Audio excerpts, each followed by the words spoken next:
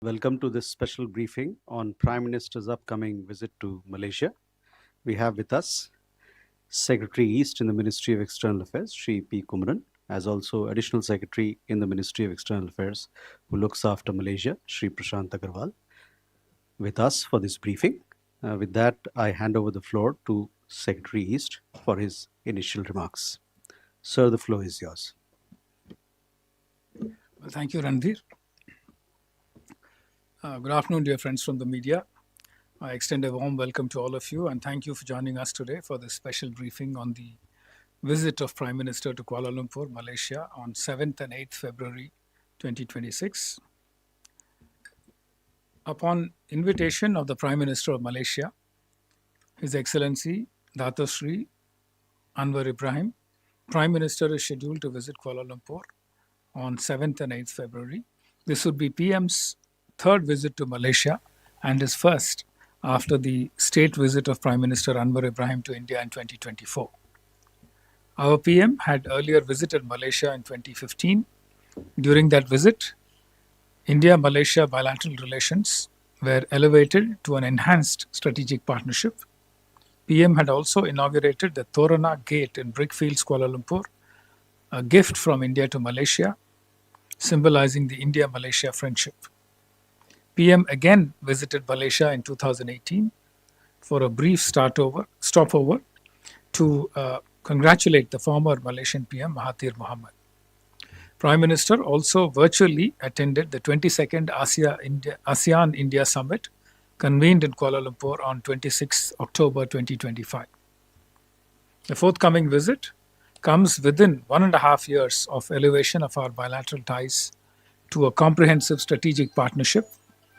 During the state visit of Prime Minister Anwar Ibrahim to India during 19 to 21st August 2024 and reflects India's strong commitment to our relations with Malaysia, a key partner in India's Act East policy, Vision Mahasagar, and also the Indo-Pacific vision.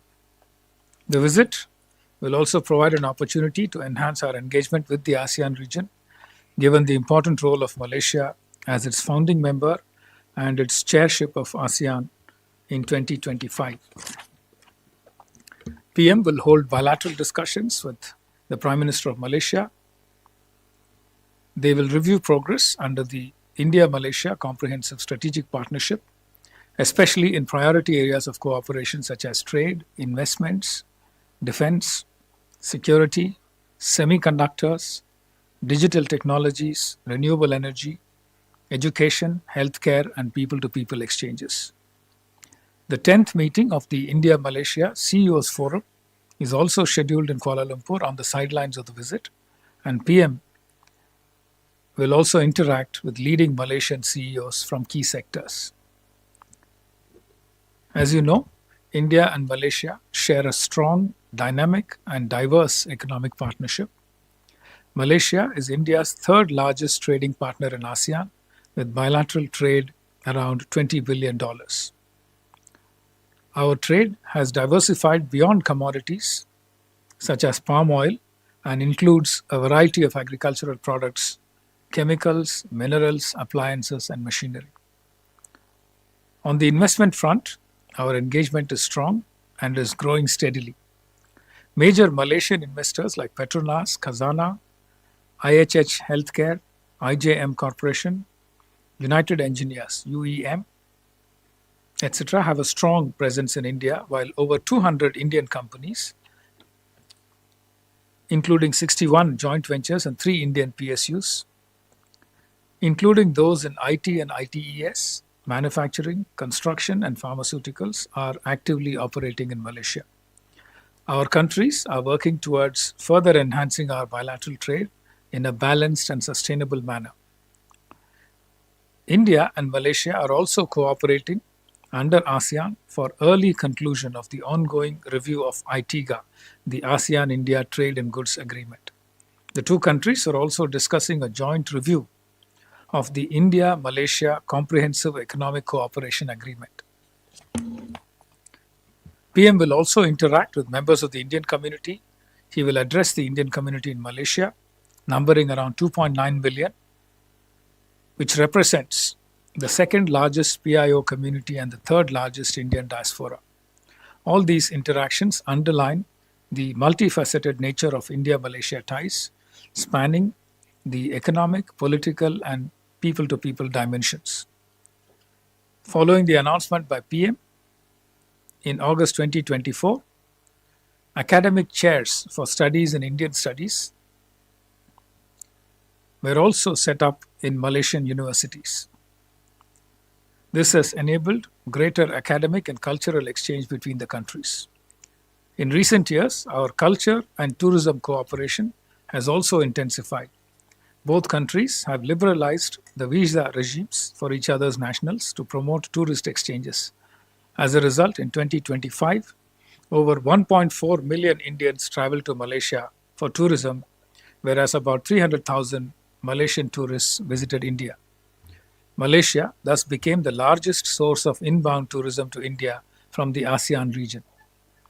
The visit of PM to Malaysia would serve to further strengthen bilateral cooperation between the two countries, as well as to set the path for future engagements for mutual benefit. Thank you. We open the floor for questions now. We go there, Keshav, and then Rishabh.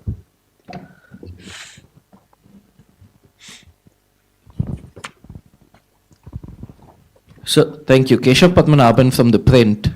I just wanted to check on the ITIGA review, given that Malaysia is, I think, the chair for the review for this trade and goods agreement. So, will that be up for discussions? How are we seeing that playing out? Will there be any sort of outcomes related to the review of ITIGA expected from this visit? Thank you. Rishabh. So good afternoon, Rishabh from Times Now. So two things. One, DPI is something that India and ASEAN have been discussing for quite some time now. Will there be any announcement on DPI? And second, the Big Cat Alliance, which Malaysia has joined, but formally is Malaysia going to join the Big Cat Alliance, and will they be there at the Big Cat Alliance summit that we are going to host in India? Reza. Raza from Hindustan Times. Just two quick questions. Have we finished the interlinking of UPI with the Malaysian counterpart? And is there been any other developments on defense cooperation, especially the plans to help Malaysia upgrade its Su-30 fleet, especially since HAL has set up an office in Kuala Lumpur? Mm-hmm. Pranay. So Pranay Upadhyay from Aztec in India Today.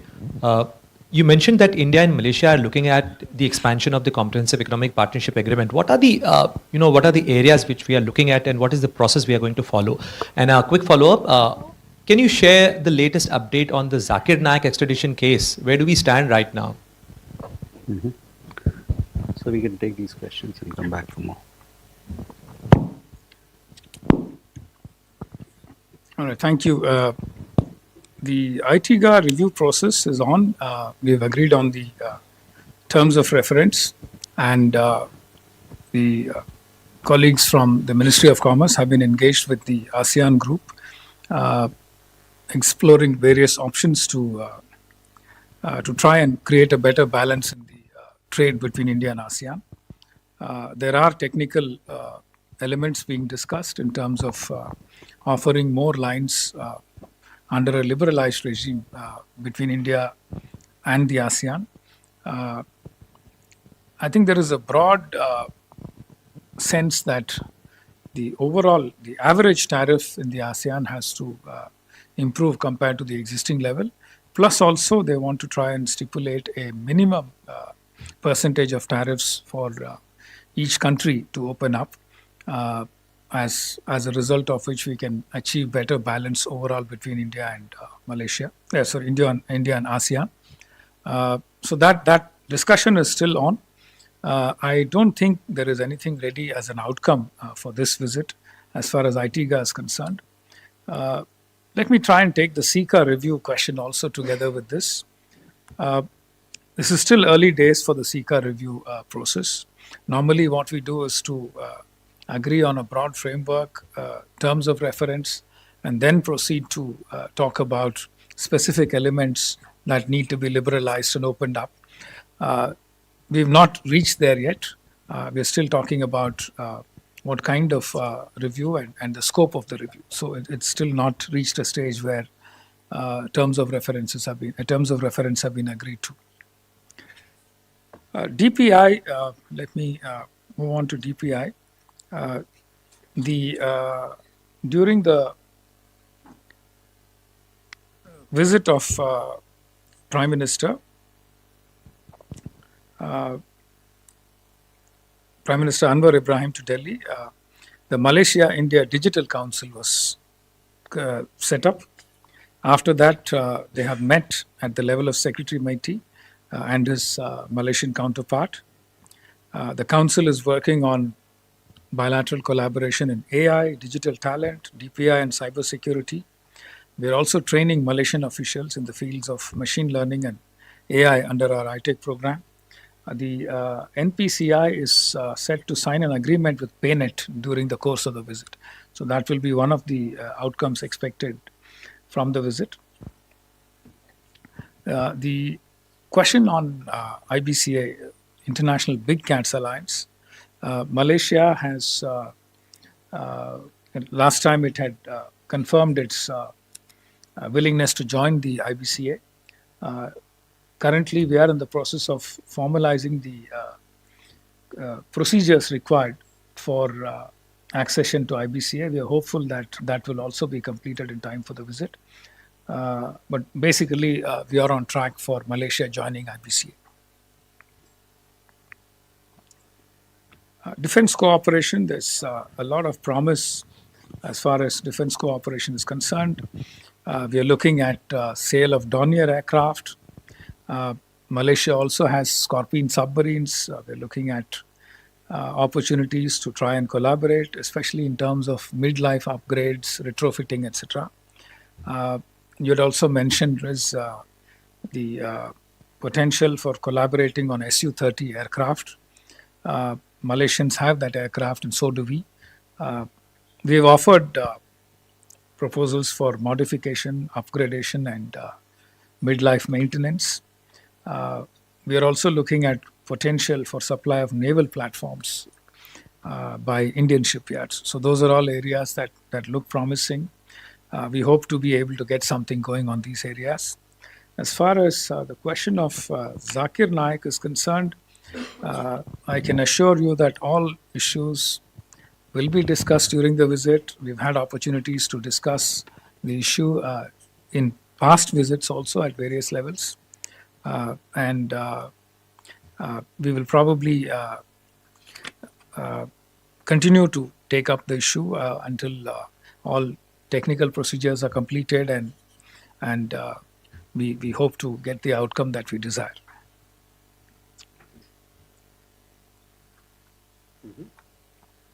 More questions? I miss anything? Seema? Sorry. Seema Guha from Outlook magazine. I wanted to ask about the timing of the visit. What was so urgent? Because generally Prime Ministers don't visit while Parliament is on. Just wanted to ask about the timing. Nirmala? Nirmala with the Straits Times. Just wanted to ask if there are any other agreements or MoUs that will be signed during the visit. Krishna Mohan? Sir मेरा सवाल Krishna Mohan Sharma Bharat express से मेरा सवाल है कि जो edible oil को लेके हमारे और मलेशिया के बीच में काफ़ी समय से एक टसल चल रहा था, क्योंकि वो शायद हमें देने में ये नहीं थे और हमने भी कुछ रोक दिया था एडेबल सीरियल्स जो है, एक वो इशू है। दूसरा कि हमारे एडिबल ऑयल पाम ऑयल, और दूसरा इशू ये है सर कि मलेशिया टाइम टू टाइम हमारे इंटरनल जो सिक्योरिटी के इश्यूज हैं, चाहे वो कश्मीर की बात हो या CAA की बात हो, उसको उठाता रहा है। तो आपको क्या लगता है कि इस पर कुछ रास्ता निकलने की संभावना है इस बीच में? Manas for PTI. You briefly mentioned, I think, semiconductor, possible cooperation in the area of semiconductor. So are we going to discuss any specific projects in the area? Thank you.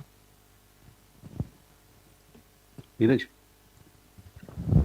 Sir नमस्कार, मैं नीरज दुबे प्रभा साक्षी से।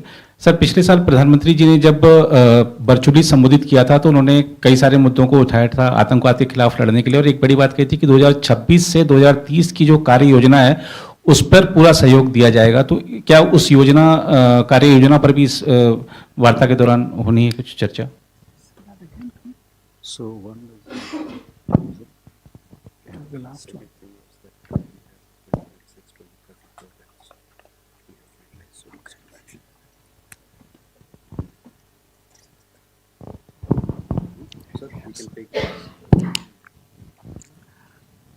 Okay, let me start with the question on timing. You would recall that the Prime Minister, because of other engagements, could not travel to Malaysia for the ASEAN India Summit. He participated in the summit virtually and had promised Prime Minister Anwar Ibrahim that he would make it up to him soon, sometime early in the course of 2026. So that's basically the context. He's just delivering on that promise that he will visit Malaysia soon. There are a number of MOUs that we are looking at. Some of them are still, in the works.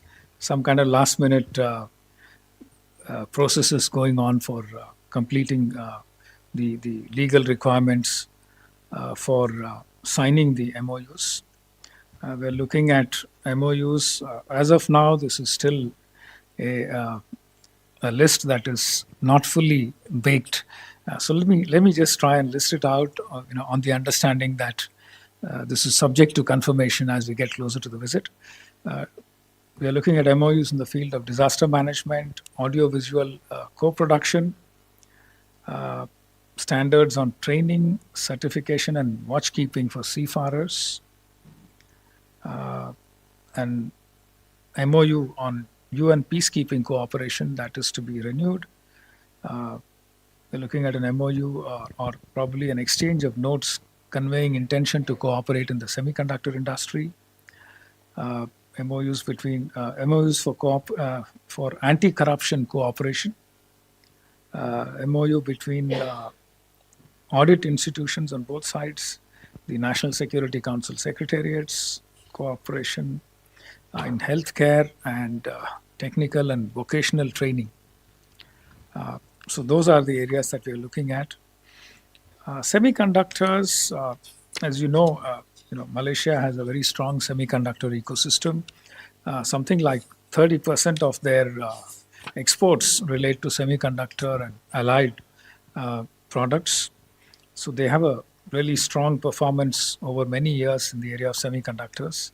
They have almost 30-40 years experience in those areas. So we are in the process of establishing a multi-layered collaboration arrangement through a G2G MOU, semiconductor industry-led collaborations, and also R&D, both in terms of setting up fabrication centers, also assembly testing centers, etc. Our companies are also interested in collaborating with Malaysia on that. Once the comprehensive strategic partnership was agreed on, a joint task force was set up to try and flesh out the various elements listed under the comprehensive strategic partnership declaration, and various joint working groups under the overall bilateral umbrella are working to try and identify areas for collaboration. These will be developed further to identify specific projects to take forward our cooperation in these areas. Some of the areas are very, very interesting. We are looking at DPI, we've already spoken. We are also looking at infrastructure projects such as railways. We are looking at renewable energy cooperation. DPI was an area, food security and agro-commodity trade. Defense was something that we just spoke about. We are also looking at enhancing scholarships and setting up a Center for Indian Studies, Thiruvalluvar Center for Indian Studies. So we have a lot of areas where we can collaborate. On palm oil and and the question that you said, आप जैसे कि आप जानते हैं Malaysia palm oil का काफ़ी बड़ा supplier है. पाम ऑयल कल्टीवेशन की भी डिस्कशंस चल रही हैं. एंड हमारी जो मिनिस्ट्री ऑफ एग्रीकल्चर है उन्होंने प्रपोज किया है कि हम Malaysian palm oil board and palm oil council के साथ कोलैबोरेट करें और कोऑपरेशन करने के लिए कुछ प्रोजेक्ट्स निकालें. One final question on Malaysia's comments. We had this parliamentary delegation visit Malaysia soon after Operation Sindoor. The Malaysian side engaged us quite actively. We had discussions at multiple levels, and it included ministers, members of parliament, think tanks, members of the Indian community, and we had an opportunity to try and explain to various interlocutors our position on terrorism, the kind of steps we take as part of our counterterrorism activity, and why a lot of it is something that requires a strong response from us from time to time because of provocations caused by cross-border terrorism.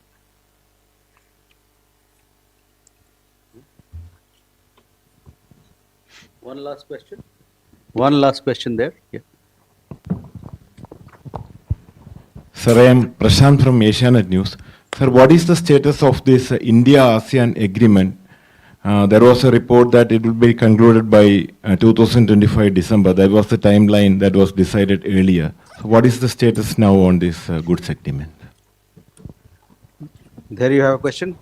Please keep it short, huh? Sure. So, India, when Prime Minister Anwar Ibrahim was in India, India extended its support for Malaysia's BRICS for BRICS membership. Malaysia eventually became a BRICS member country. India holds a BRICS presidency this year. So, will there be some discussion on, on the way forward?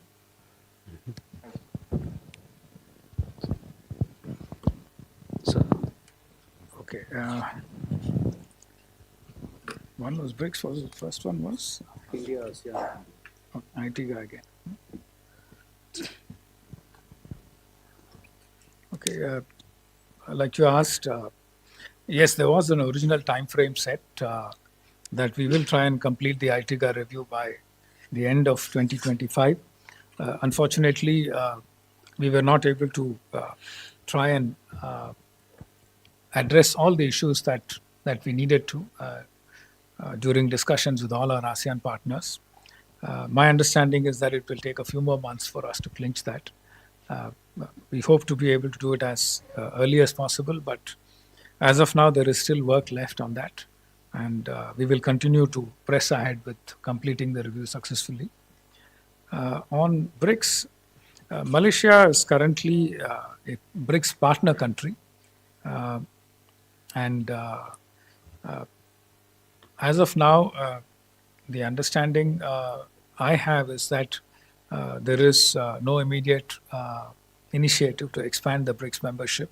We've just had a round of expansion. The membership is currently 11 countries. From what I've gathered, the general feeling in BRICS is that it is a time to consolidate after a round of expansion and to make sure that the new members are fully integrated into the various BRICS structures. I think only then we will be talking about a further round of expansion. So I don't see any next round of expansion happening anytime soon. Mm-hmm. Thank you, sir. With that, ladies and gentlemen, thank you for your presence. We come to the close of this press briefing. Thank you.